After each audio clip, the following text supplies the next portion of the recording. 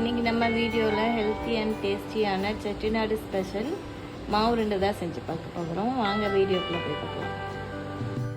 Hi everyone, welcome to our channel Kitchen in the Dark. In the kitchen of equality, blindness doesn't dim the flavor.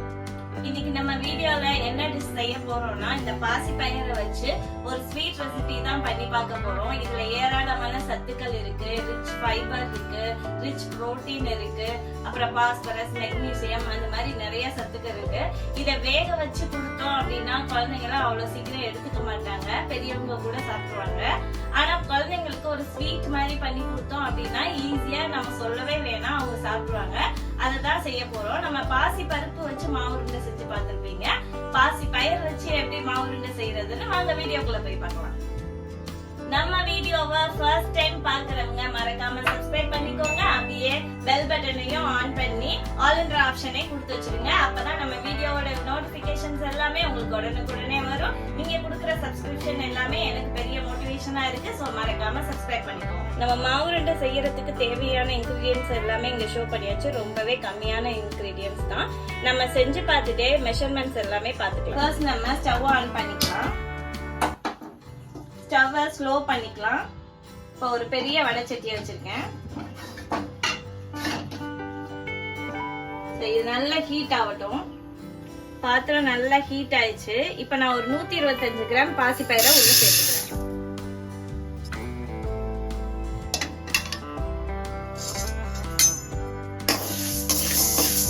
இது நல்லா செவக்கிற அளவுக்கு, நல்லா வாசம் வர அளவுக்கு வறுத்து எடுத்துக்கலாம். இவ்வளோண்டுக்கு இவ்வளோ பெருசான்னு கேட்காதீங்க, எனக்கு இது கொஞ்சம் ஈஸியா இருக்கும் வறுக்கிறதுக்கு. பாசி பயிரை ஓரளவுக்கு நல்லா வாசம் வருது. இந்த ஸ்டேஜ்ல ஒரு 5-6 ஏலக்காய் உள்ள சேர்த்துக்கிறேன். இந்த பாசி பயிர் கூடவே அதையும் சேர்த்து வறுத்துக்கலாம். எல்லாம் சேர்த்து நம்ம பவுடர் பண்ணிக்குவோம். நீங்க பருப்புல செய்யறதை விட பயிர்ல செஞ்சு பாருங்க, டேஸ்டும் நல்லா இருக்கும், ஹெல்த் பெனிஃபிட்ஸும் ஜாஸ்தி. நல்லா வறுபட்டுச்சு, நல்லா கமகமன் வாசமும் வர ஆரம்பிச்சிருச்சு. நம்ம அடுப்பு ஆஃப் பண்ணிக்கலாம். நீங்க லோ ஃப்ளேம்லயே தான் வச்சு வறுக்கணும். அப்பதான் நல்லா பக்குவமா வறுபடும், இல்லைன்னா தீஞ்சிரும். இது ஓரமா எடுத்து வச்சுக்கணும். இந்த கப்பால 1 கப் அளவு நான் பாசி பயிர் எடுத்திருந்தேன். அதே சேம் குவான்டிட்டி 1 கப்பு நான் சுகர் எடுத்திருக்கேன், ஒயிட் சுகர். அதெல்லாம் ஒரு மிக்ஸி ஜார்ல சேர்த்து பவுடர் பண்ண போறோம். இதை பவுடர் பண்ணி எடுத்துட்டு வந்துடுறேன். நம்ம சுகர் எல்லாத்தையும் பவுடர் பண்ணி எடுத்துட்டு வந்தாச்சு. நல்லா ஃபைனா மாவு மாதிரி ஆயிடுச்சு பாருங்க. இத ஒரு பாத்திரத்துல சேர்த்துக்கலாம்.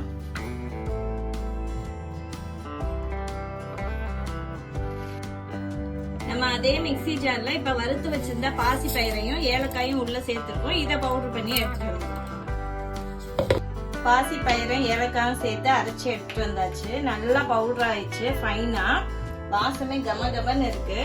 இத ஒரு ஜல்லடையில சேர்த்து நல்லா சலிச்சு எடுத்துக்கலாம். நல்லா ஃபைனாக அரைப்பட்டுருச்சு, இருந்தாலும் நம்ம திருப்திக்காக ஒரு தடவை சலிச்சுக்கலாம். நல்லா ஜலிச்சு எடுத்துக்கலாம். தோல் ஏதாவது இருந்தா வாயில கிடைக்கும், அதனாலதான்.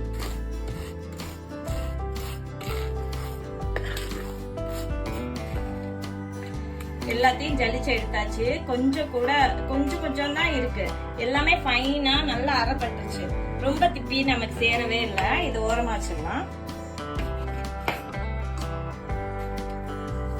இந்த ஜீனி பவுடரையும் அந்த பாசி பயிறு பவுடரையும் ஒன்னா கலந்து வச்சுக்கலாம்.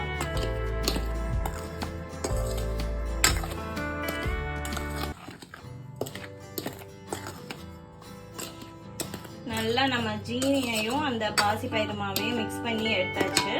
இப்ப நெய் காய்ச்சி இதுல ஊத்திக்க போறோம். அடுப்பை பற்ற வச்சாச்சு. ஃப்ளேம் கம்மி பண்ணிக்கோங்க. ஒரு சின்ன பாத்திரம் வச்சிருக்கேன். பாத்திரம் நல்லா ஹீட் ஆகட்டும். பாத்திரம் நல்லா ஹீட் ஆயிடுச்சு. இப்ப நான் 100 ml நெய் எடுத்திருக்கேன். அதை உருக்கிக்க போறோம். கொதிக்கெல்லாம் விடக்கூடாது, ஜஸ்ட் உருகுனா போதும். அவ்வளவுதான், நான் அடுப்பை ஆஃப் பண்ணியாச்சு. இந்த நம்ம உருக்குன நெய்ய அந்த மாவுல அப்படியே சுத்தி ஊத்திக்கிறேன். நான்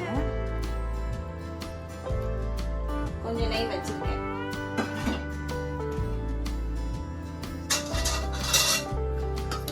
எல்லாத்தையும் சேர்த்து லைட்டாக மிக்ஸ் பண்ணி விட்டுக்கிறேன். நம்ம கை பொறுக்கிற சூடு இருக்கும்போது அப்படியே உருண்டை பிடிச்சிடணும்.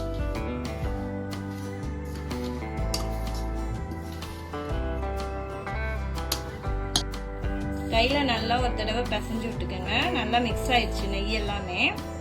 ஃபர்ஸ்ட் ஒரு உருண்டை பிடிச்சி பாருங்க. நெய் கம்மியா இருந்துச்சுன்னா நல்லா அப்படியே உதிர்ந்து கீழே விழுந்துரும். இப்ப வந்துச்சு எனக்கு வந்து நல்லாவே கெட்டியா பிடிக்க வருது பாருங்க.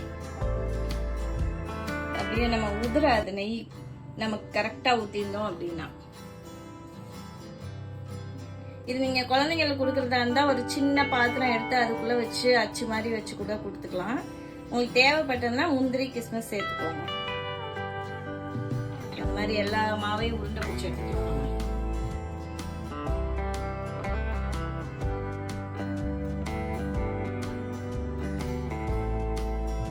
நம்ம 125 கிராம் பாசிப்பயிறு போட்டோம். அதுல ஒரு 18 மாவு உருண்டை கிடைச்சிருக்கு நமக்கு. இது வந்து செட்டிநாடுல ரொம்ப ரொம்ப மேண்டேட்டரியா செய்யக்கூடிய ஒரு டிஷ். ஃபெஸ்டிவல் டைம்ல இந்த மாவு உருண்டை இல்லாம எந்த ஃபெஸ்டிவலும் இருக்கவே இருக்காது. தீபாவளிக்கு கண்டிப்பா செஞ்சே ஆவாங்க. செட்டிநாடு ஸ்வீட்ஸ் அப்படின்னு கேட்டீங்கன்னா இந்த மாவு உருண்டையும் கண்டிப்பா அதுல வரும். இது அப்புறம் இந்த மணவோலம் அப்படின்னு ஒரு சில டிஷ்ஷஸ் இருக்கு. இது ரொம்ப ரொம்ப ஹெல்த்தியான ஒரு டிஷ். நம்ம வந்து இதை செஞ்சு ஒரு ஏர்டைட் பாக்ஸ்ல போட்டு வச்சிட்டோம்னு வச்சுக்கோங்களேன். குழந்தைங்க வந்து விளையாட்டுத்தனமா 1-2 சாப்பிட்டுட்டே இருக்குங்க. நம்ம ரொம்ப கஷ்டப்பட்டு அவங்களுக்கு திணிக்கணும்னு அவசியமே இல்லை. நான் ஒரு உருண்டை சாப்பிட்டு பார்த்து எப்படி இருக்குன்னு சொல்லிடுறேன்.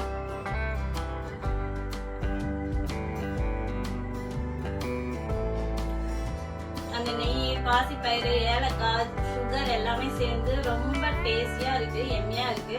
நீங்களும் செஞ்சு பார்த்துட்டு எப்படி இருக்குன்னு கமெண்ட் பாக்ஸ்ல கமெண்ட் பண்ணுங்க. இது குழந்தைங்க மட்டும் இல்ல, பெரியவங்களும் எடுத்துக்கலாம். ரொம்ப ரொம்ப ஹெல்த்தியான ஒரு டிஷ். மறக்காம சப்ஸ்கிரைப் பண்ணிக்கோங்க. பிடிச்சிருந்தா நிறைய பேருக்கு ஷேர் பண்ணி கொடுங்க. நெக்ஸ்ட் வீடியோல பார்க்கலாம். டட்டா பாய்.